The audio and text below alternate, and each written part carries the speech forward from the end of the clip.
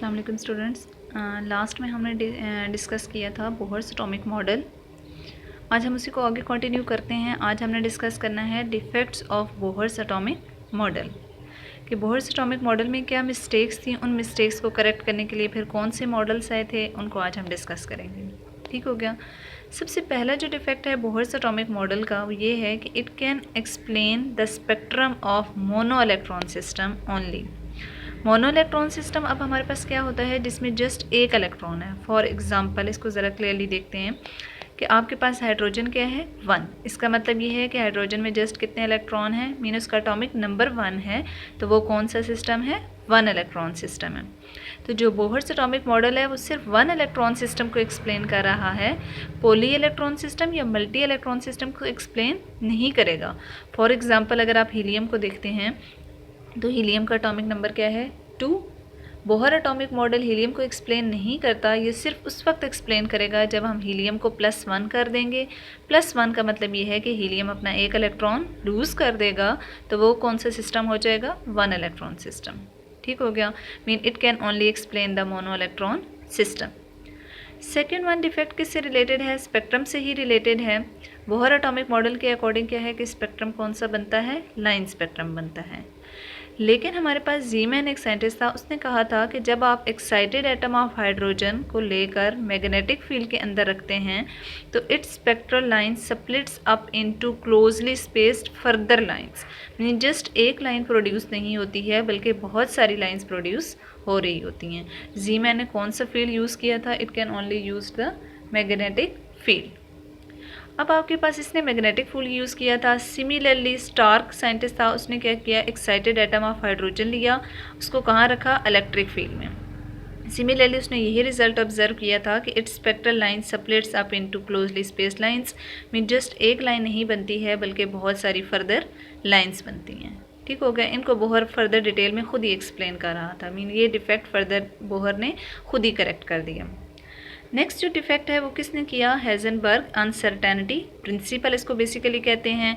Heisenberg की statement क्या थी, पहले उसने अपना लॉ या अपना प्रिंसिपल एक्सप्लेन किया था। उसके प्रिंसिपल के अकॉर्डिंग ये था कि 2 quantities can not be measured simultaneously. आप 2 क्वांटिटीज़ को साइमल्टेनियसली यानी इकट्ठा मेजर नहीं कर सकते। ठीक हो गया। अब बोहर की क्या मिस्टेक थी, बोहर ने कहा था कि जब एक इलेक्ट्रॉन आपके पास मूव कर रहा है अराउंड द न्यूक्लियस, तो एक तो वो मूव कर रहा है, उसकी स्पीड चेंज हो रही है। दूसरा, जब वो मूव करेगा तो उसकी पोजीशन कॉन्टीन्यूसली क्या होती जा रही है, चेंज होती जा रही है। तो in Bohr's atom electrons are moving with certain speed during movement, position of electron also changes. These two quantities cannot be measured accurately at simultaneously। लेकिन बोहर्स एटॉमिक मॉडल में ये दोनों क्वांटिटीज साइमल्टेनियसली मेजर हो रही थी। कब major हो रही थी, जब वो टोटल एनर्जी कैलकुलेट कर रहा था तो उसने कहा कि total energy is basically kinetic energy plus potential energy. और काइनेटिक एनर्जी किसकी वजह से थी, स्पीड या मूवमेंट की वजह से थी। और पोटेंशियल एनर्जी किसकी वजह से थी, पोजीशन की वजह से थी। इसका मतलब वो ये दोनों क्वांटिटीज साइमल्टेनियसली मेजर कर रहा था, जो कि मेजर नहीं हो सकती। किसके अकॉर्डिंग मेजर नहीं हो सकती थी, हेजनबर्ग अनसर्टेनिटी प्रिंसिपल के अकॉर्डिंग वो मेजर नहीं हो सकती थी। तो ये कुछ डिफेक्ट्स हमने डिस्कस किए हैं बोहर्स एटॉमिक मॉडल के। अब बोहर्स एटॉमिक मॉडल के इन डिफेक्ट्स को सॉल्व करने के लिए नेक्स्ट थ्योरी कौन सी है हम उसको देखते हैं। ओके पहला जो ड्रॉबैक था स्पेक्ट्रम से रिलेटेड, हाइड्रोजन स्पेक्ट्रम, वो बोहर्स ने खुद ही करेक्ट कर दिया था। अकॉर्डिंग टू बोहर उसने क्या किया था, पहले हम इसको वैसे ही एक्सप्लेन कर लेते हैं। उसने क्या किया, करंट पास किया था किस में से, हाइड्रोजन में से, क्योंकि हाइड्रोजन किस स्टेट में एग्जिस्ट करती है, गैसियस स्टेट में। या उसको जब उसने हीट किया था या थर्मल रेडिएशन किसी भी ट्रीटमेंट के थ्रू हाइड्रोजन गैस किस में स्प्लिट हो गई थी, आपके पास हाइड्रोजन मॉलिक्यूलर फॉर्म में थी, it's split into simple hydrogen atoms. ये प्रोसेस हुआ था। ठीक हो गया। सेकेंड वन उसने क्या किया था कि फर्दर जब उसको इलेक्ट्रिक स्पार्क दिया या हीट दिया तो जो हाइड्रोजन एटम के इलेक्ट्रॉन्स थे वो ग्राउंड स्टेट से एक्साइटेड स्टेट में चले गए। जब वो ग्राउंड स्टेट से एक्साइटेड स्टेट या हायर एनर्जी ऑर्बिट में गए तो हमें पता है कि हायर एनर्जी ऑर्बिट में इलेक्ट्रॉन जो हैं वो स्टेबल नहीं होते हैं। कुछ टाइम के बाद वो इलेक्ट्रॉन दोबारा से माइग्रेट होके कहाँ आ जाते हैं, लो एनर्जी लेवल पे। ठीक हो गया। उसने कहा कि जब वो हाई से जंप करके दोबारा लो स्टेट पे आए तो जितनी एनर्जी उन्होंने एब्जॉर्ब की थी सेम अमाउंट एनर्जी की उन्होंने एमिट कर दी। जब बोहर ने ये सब चीज़ें ऑब्ज़र्व की तो उसके लिए डिफरेंट लाइंस जो उसने ऑब्ज़र्व की थी वो लाइंस आपके पास थी। फर्स्ट लाइन उसने कहा Lyman series, Balmer series, Paschen series, Brackett series, Pfund series. अब हम इन सीरीज़ को देखते हैं। इनमें क्या था कि लोअर लेवल चेंज हो रहा था, हायर लेवल उससे एक ग्रेटर। फॉर एग्जांपल आप अगर डायमंड सीरीज़ को देखें तो इसमें लोअर लेवल क्या है 1, मीन लोअर लेवल 1 है तो इलेक्ट्रॉन कहाँ से जंप करेगा 1 से मे बी 2 में जंप कर रहा हो, 1 से मे बी 3 में जंप कर रहा हो, 1 से मे बी 4 पे जंप कर रहा हो। और वो किस चीज़ पे डिपेंड करेगा, जो एनर्जी हम दे रहे हैं फॉर द एक्साइटेशन। ठीक हो गया। अब इलेक्ट्रॉन हायर लेवल पे जाके स्टेबल नहीं होगा, उसने जितनी एनर्जी एब्जॉर्ब की होगी वो सेम अमाउंट एनर्जी की एमिट करेगा और दोबारा से कहाँ आ जाएगा, ग्राउंड लेवल पे आ जाएगा। ठीक हो गया। इसी तरह बाल्मर सीरीज़ में देखें तो लोअर लेवल क्या है 2, इलेक्ट्रॉन क्या करेगा 2 से जंप कर सकता है 3 में, 2 से जंप कर सकता है 4 में, 2 से जंप कर सकता है 5 में। तो ये डिफरेंट सीरीज़ हैं। इसी तरह पेस्कन में, ब्रैकेट में, पफर्ड में लोअर लेवल चेंज होगा, उस लोअर लेवल के अकॉर्डिंग हम हायर लेवल डिसाइड करेंगे कि इलेक्ट्रॉन कहाँ से कहाँ जंप करेगा। ओके, एक चीज़ मैंने यहाँ पे लिखी है कि लाइमन सीरीज़ के सामने मैंने यूवी रीजन लिखा है, बाल्मर के सामने विजिबल, इसी तरह आईआर रीजन, और यहाँ पे मैंने कोई भी रीजन मेंशन नहीं किया है। अब मैं आपको बताती हूँ कि ये किस सेंस में लिखा हुआ है। हमने जब वेव नंबर कैलकुलेट किया, वेव नंबर का फार्मूला क्या है r 1/n1² minus 1/n2² with पर सेंटीमीटर। इसमें r क्या है, रेड वर्ग कांस्टेंट है और इसकी वैल्यू कांस्टेंट रहती है। इसका मतलब जो वेव नंबर है वो जस्ट किस पे डिपेंड कर रहा है, lower level and higher level, जिन दो लेवल्स के दरमियान ट्रांजिशंस हो रही हैं।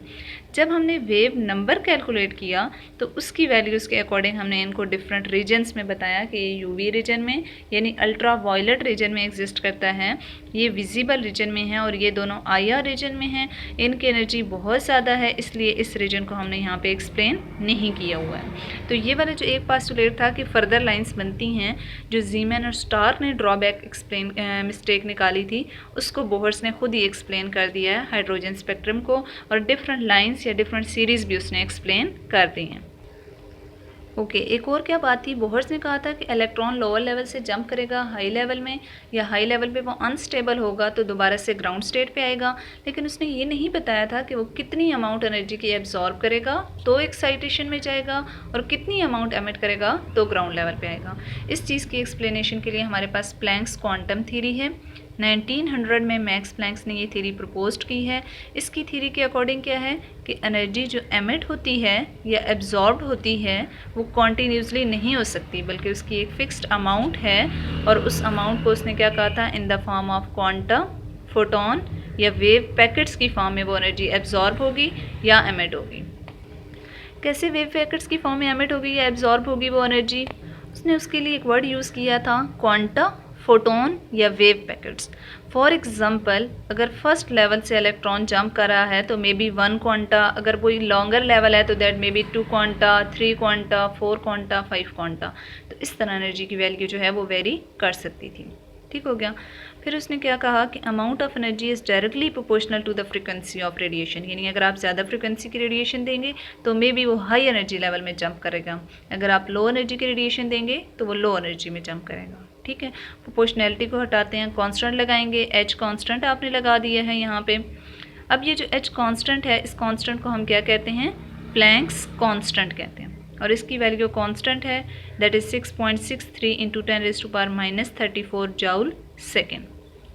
अब इस एक्सप्रेशन को हम ज़्यादा जनरल करते हैं तो इसी एक्सप्रेशन में क्या आ जाएगा हमारे पास, E इज़ द एनर्जी, और हमने NH म्यू लगा दिया। N किस चीज़ को रिप्रेजेंट कर रहा है, शेल नंबर को रिप्रेजेंट कर रहा है, दैट इज़ 1 2 3। अगर आप फर्स्ट शेल से जंप करना चाहते हैं या एक एनर्जी लेवल में आप जंप करवाना चाहते हैं तो may be you give the energy of 1 quantum.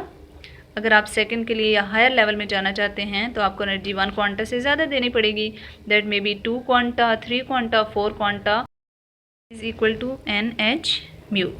अब हम इसी एक्सप्रेशन को फर्दर मॉडिफाई कैसे कर सकते हैं, हमें पता है कि mu is called as frequency. Frequency किसकी इक्वल होती है, C/λ। यहाँ पे हम जस्ट म्यू की जगह पे क्या पुट कर देते हैं, C/λ।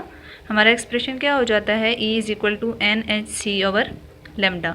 अगर हम इस एक्सप्रेशन को देखें तो इसमें क्या है, NH और C, जिनमें से हमें पता है H is the Planck's constant, C क्या है, स्पीड ऑफ लाइट, ये आल्सो कांस्टेंट वैल्यू है और इसकी वैल्यू क्या होती है, 3 × 10⁸ मीटर पर सेकेंड। अगर हम फर्स्ट ट्रांजिशन की बात कर रहे हैं तो n की वैल्यू क्या हो जाएगी 1। एक्सप्रेशन हमारे पास क्या आ जाएगा E is equal to H C over lambda. अब इसके अकॉर्डिंग क्या है, H भी कांस्टेंट है, C भी कांस्टेंट है। इसका मतलब ये है कि energy is inversely related to wavelength. तो हम इसी तरह प्लैंक्स क्वांटम थ्योरी के एक्सप्रेशन को मॉडिफाई करके डिफरेंट फॉर्म्स में चेंज कर सकते हैं। ठीक हो गया, that is Planck's quantum theory, जिसने हमें ये एक्सप्लेन किया था कि जब भी ट्रांजिशंस होंगी तो एनर्जी की एक फिक्स्ड वैल्यू एब्जॉर्ब्ड या एमिट होगी। एनर्जी कॉन्टीन्यूसली कभी भी एमिट या एब्जॉर्ब्ड नहीं हो सकती। ठीक हो गया, this is the Planck's quantum theory जो 1900 में मैक्स प्लैंक्स ने दी है हमारे पास।